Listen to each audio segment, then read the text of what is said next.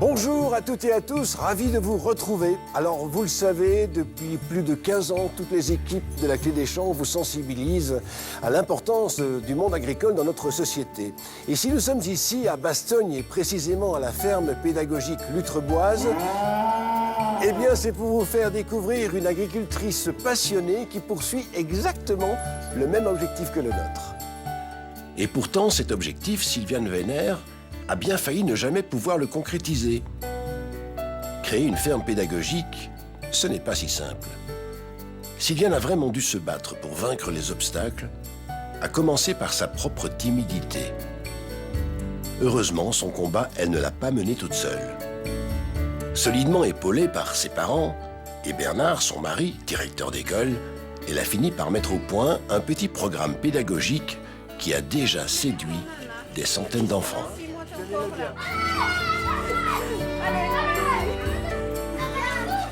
Mes parents et mes grands-parents étaient déjà agriculteurs, donc j'ai repris la ferme en 2000, ferme de mes parents, Ouais. et puis voilà, on a évolué. Vous n'avez pas de frères et sœurs qui Ah si, on est à Oui. 5. J'ai un frère qui a repris pendant 3 ans avant moi, et bon, ça n'a pas super collé. Ouais, donc, c'est ça, d'accord. il m'a gentiment laissé la place. Avant ça, bon, il faut faire des études, on est enfant, on se rend compte qu'on est quand même, malgré tout, un peu baigné dans le milieu, mais on n'a pas toujours forcément envie d'en faire sa vie. Vous, c'était votre cas, vous. Ah, moi j'ai toujours dit, depuis toujours, moi je veux être agricultrice. Dans votre vie, vous êtes aussi passé par la poste. Oui. Racontez-nous. Mais puisque mon frère avait repris la ferme avant moi, ben, il fallait bien que je trouve du travail. Donc voilà, je suis atterrie à la poste. Ouais. J'étais garçon de bureau. Garçon de bureau, ça, Garçon de je bureau. n'imagine pas bien, mais enfin voilà. Ben, ok. c'est le Oui. service de l'après-midi, aller relever les boîtes aux lettres Ah ouais, et c'est ça. distribuer le courrier. Oui. Et ben, je travaillais à Martelange et je ramenais le courrier à Bastogne. Et puis alors après ça, bon, ben, on rapplique vite alors à la ferme dès que la Oui. porte se rouvre. Ah oui, oui. Ouais. Eh bien, bonjour à tous. Voilà, on est aujourd'hui une journée à la ferme Lutreboise, où on va découvrir les animaux, les nourrir, traire les vaches, fabriquer du beurre. La ferme pédagogique, c'est venu comment? C'est venu, malgré une petite ferme, on n'arrivait pas à lier les deux bouts financièrement, donc on se dit il faut trouver quelque chose. Et c'est justement mon mari qui me dit un jour, et si on faisait une ferme pédagogique, où je lui ai dit d'un non catégorique, mais plat. Pourquoi? Parce que pour moi, c'était impensable de me retrouver devant des enfants, leur expliquer, c'était Et pourquoi c'était possible. impensable? Par ma timidité. Timide. Oui. Vous êtes timide? Oui. Ah oui, ça vous le cachez bien. hein. Oui, hein. Oui. Je fais bien ça. Donc ici, on est à la laiterie. Et dans la laiterie, on fabrique du beurre. Qu'est-ce qu'il y a dans les barattes? Du lait, Non. de la crème, De la crème et du lait. non, de l'eau. Qu'est-ce qui vous a déclenché à un moment donné l'idée L'idée a mûri et puis on a été voir dans une autre ferme pédagogique. Et là, justement, quand la dame a fait son activité beurre, quand je suis sortie de là, j'ai dit, voilà ce que je veux faire. Ben voilà, c'est pas pour du beurre. Nous allons maintenant aller voir quelqu'un qui, comme vous, tâche de transmettre un peu la passion de la nature, mais à travers les abeilles. C'est le reportage que nous propose maintenant Véronique Darimont. Je vais essayer de vous communiquer ma passion des abeilles. Parce que souvent, quand on parle des abeilles, qu'est-ce qu'on dit qu'elles font de bon? Du miel. Du bon miel. Mais qu'est-ce qu'on dit qu'elles font qu'on n'aime pas trop? Piquer. Elles piquent. Alors, vous allez voir que si vous êtes très sage, à l'issue de cette visite, personne ne sera piqué. Nous sommes à Méliflore, à Honnel, près de Mons.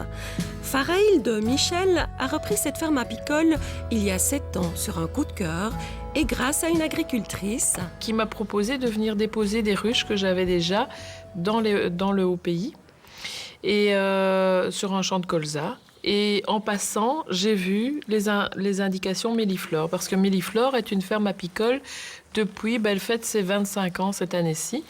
Et donc, c'était Robert Federp qui avait créé cette ferme, où il avait voulu justement promotionner l'apiculture. C'était un passionné d'apiculture et communiquer son savoir aux autres.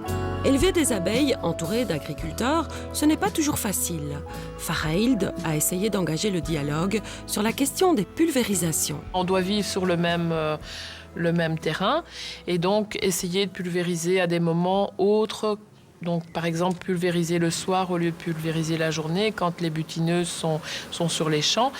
Ils ont besoin de nos pollinisateurs et nous avons besoin d'eux aussi. Alors bon, essayer de trouver un compromis pour que tout le monde y gagne.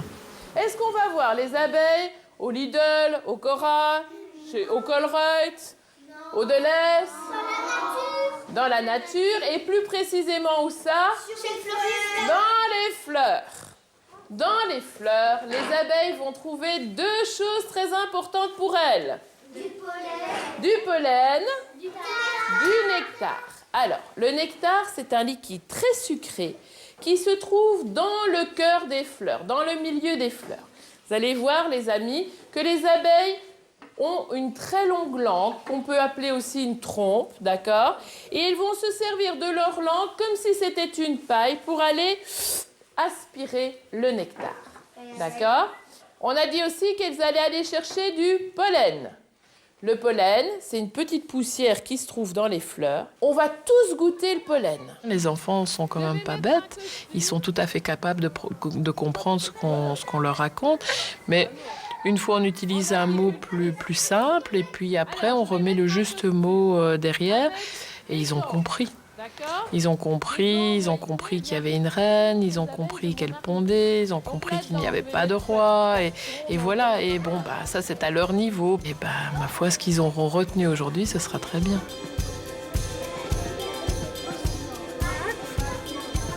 Il y a un proverbe arabe qui dit, d'abord, si tu veux récolter du miel, il faut accepter de te faire piquer. Donc il faut être aussi tout à fait humble par rapport aux abeilles. Elles sont quand même toujours plus persuasives que nous. Elles ont un dard, elles peuvent nous piquer. C'est une passion, il faut les aborder avec beaucoup d'humilité, il faut être très calme.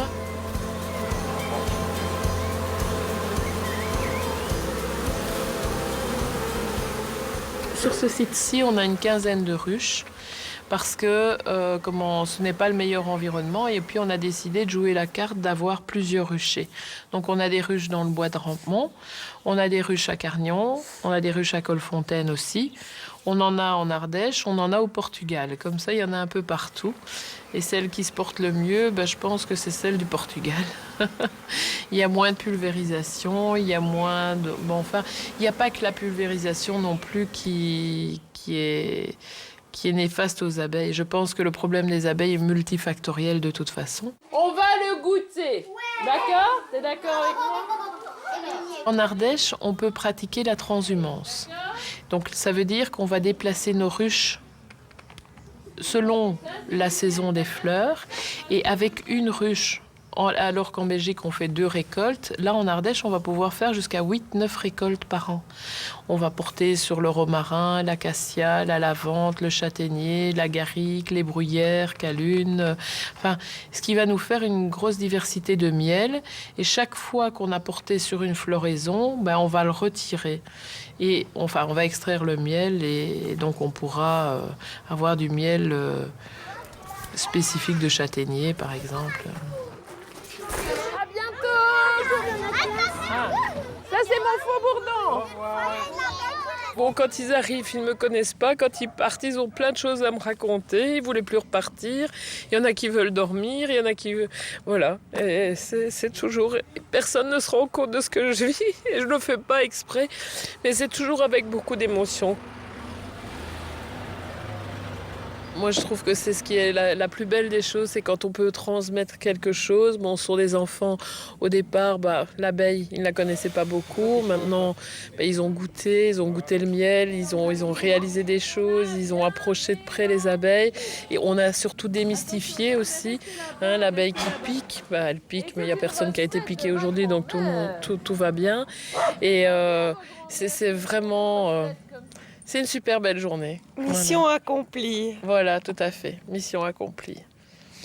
Et je trouve que chacun devrait pouvoir apporter son savoir à d'autres et chacun a quelque chose à apporter à l'autre.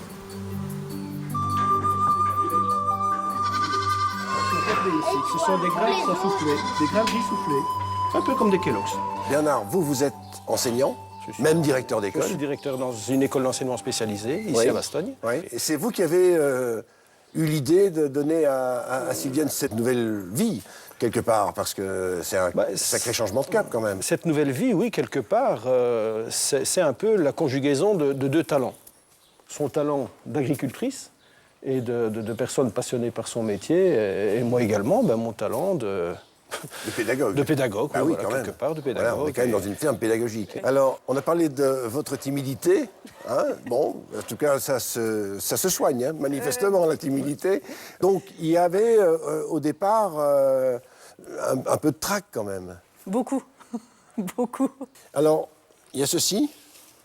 C'est presque une relique. Une relique. Enfin bon, une relique qui a un an. Qui a un an, Voilà. quelques jours Donc, près. Quelques jours près. Alors, racontez-moi ce que c'est. Alors nous étions le 13 mai au soir, mais qu'est-ce que je vais bien pouvoir raconter à ces enfants? Bon, écoute, maintenant, la première chose, les enfants arrivent, ils tirent leur manteau. 2, tu te présentes. Je suis ceci, cela. Tu parles un petit peu des règles de sécurité.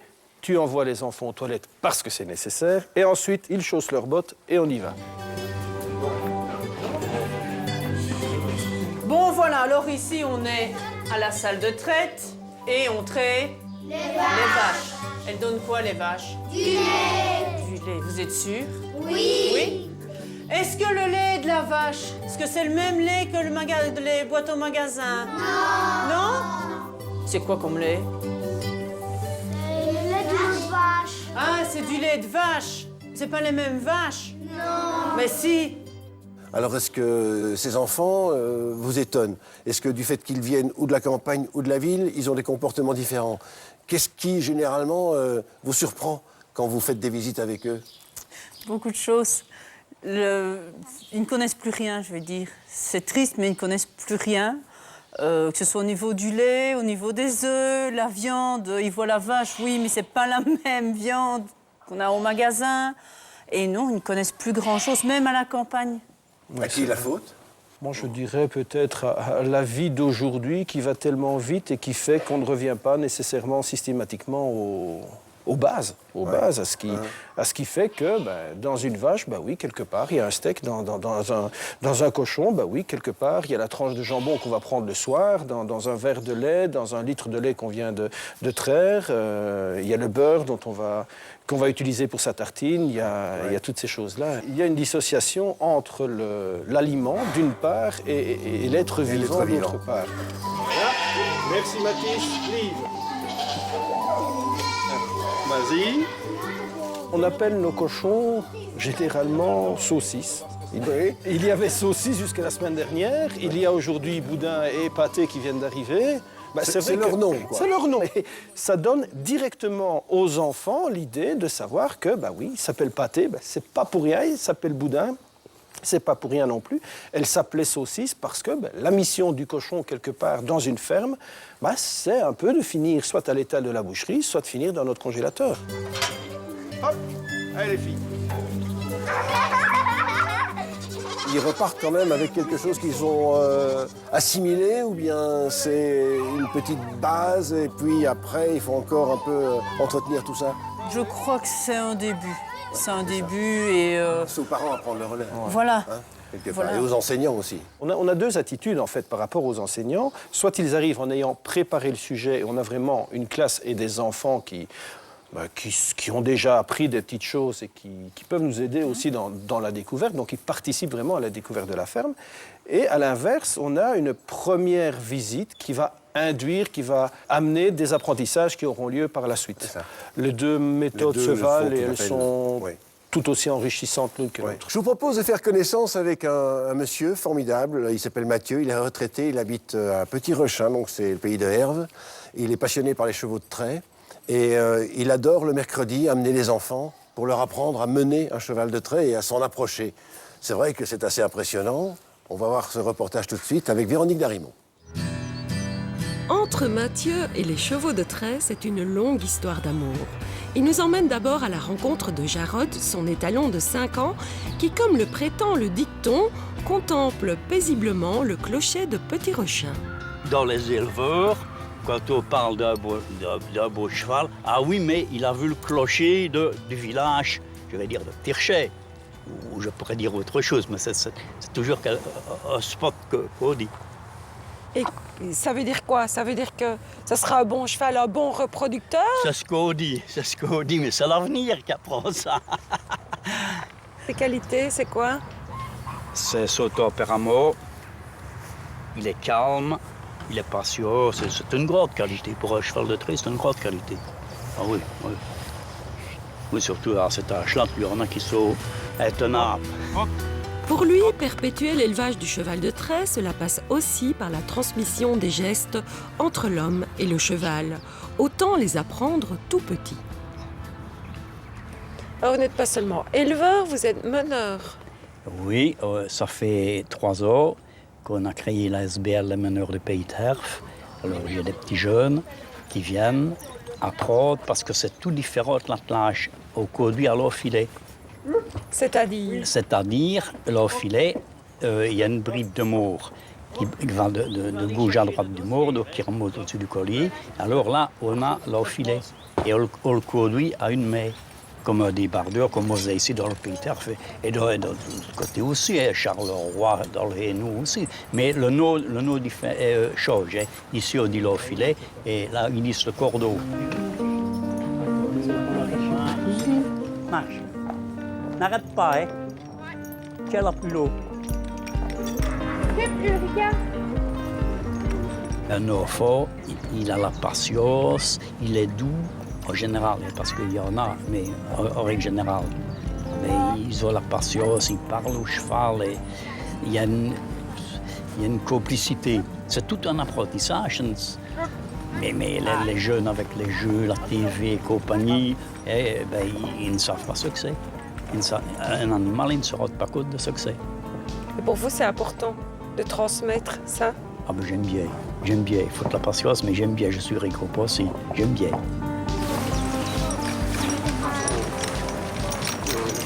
Pour avancer, on fait un petit coup sur vers là du cheval. Et alors, on doit parler fort, on doit se faire entendre. Si on parle ça va pas parce que elle n'entend pas. Et il faut quand même parler fort. Art pour aller à gauche, hop pour aller à droite, et hup pour faire avancer, et recul pour reculer.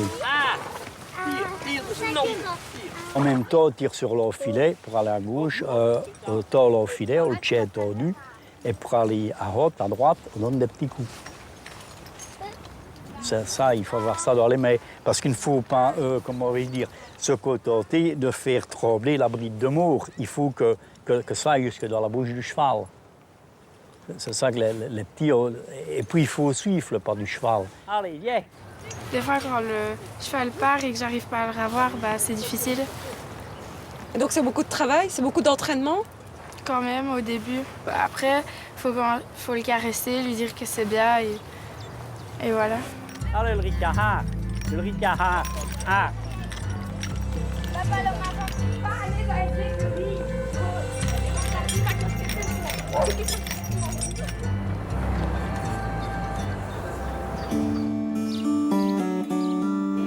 Alors, l'autre mission de la ferme pédagogique, c'est pas uniquement d'expliquer qu'on fait du beurre avec du lait, qu'on est obligé de consommer des animaux qui, au départ, étaient vivants, etc.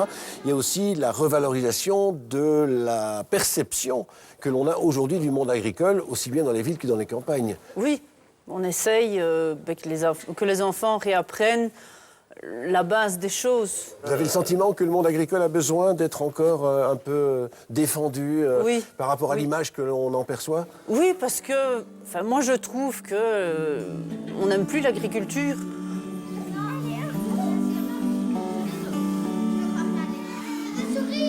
L'agriculteur, il pollue, il ennuie tout le monde. Les vaches, elles crient dans le pré, donc ça ennuie. Donc voilà. Moi, je trouve que l'agriculteur, il est très mal vu. De par ça, on ne s'y intéresse pas. Oui, c'est ça. Donc en fait, apprécier les choses, c'est d'abord les connaître. Voilà. Et donc connaître la réalité du monde agricole, et quelque part aussi le sentir, le ressentir, le parfum. Hein, on va dire ça aussi. Non, mais c'est vrai, c'est important, c'est important. Et puis alors, la nature. Parce que quelque part, vous restez quand même, malgré tout, un peu les jardiniers des paysages. C'est certain. Si on n'était pas là, on aurait quoi comme paysage? Bon, allez, on va se retrouver pour terminer par un bouquet final avec tous les enfants réunis. Et puis, en attendant, je vous propose de suivre notre agenda. Le catalogue 2014 des fermes pédagogiques est disponible. Enseignants, ce guide est pour vous. À la découverte des fermes pédagogiques vous propose 42 fermes réparties partout en Wallonie et 8 d'entre elles vous offrent une possibilité d'hébergement pour vos classes vertes. Le 17 mai débute la semaine de l'abeille dans la botte du Hainaut où on se mobilise autour des pollinisateurs et de l'apiculture pour vous proposer à tous des activités diversifiées. Jouer, déguster, se balader, acheter ou vendre des produits de la ruche. Le programme est varié et pour la plupart les activités sont gratuites. Après le succès de l'édition 2013 du Festival de la viande, le comité Agriviande vous servira sur un plateau une 13e édition. Le thème cette année, les produits du près de chez vous. Rendez-vous le 18 mai à Ath dès 10h. Bien voilà, c'est ici que nous allons prendre congé de vous en vous fixant rendez-vous la semaine prochaine. Un petit menu de printemps qui vous attend avec du bon fromage de chèvre de la région de Libramont et de Recogne précisément. Ensuite, nous irons en Gaume pour des fraises et également de la glace à la ferme. Tout cela, c'est ce qui vous attend la semaine prochaine.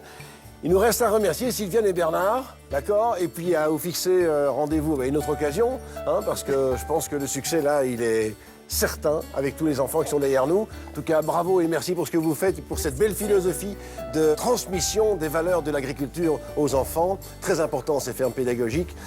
Quant à vous, les enfants, vous avez été formidables. Ouh, on est là. Il regarde les vaches, lui, il préfère. Voilà. Allez, on se fixe rendez-vous la semaine prochaine. On dit au revoir à tout le monde, ok? Au revoir, merci. Mathis, tiens mon nom. Yanis. C'est qui? Adrien. Pauline. Julie. Oui, avant c'était vert.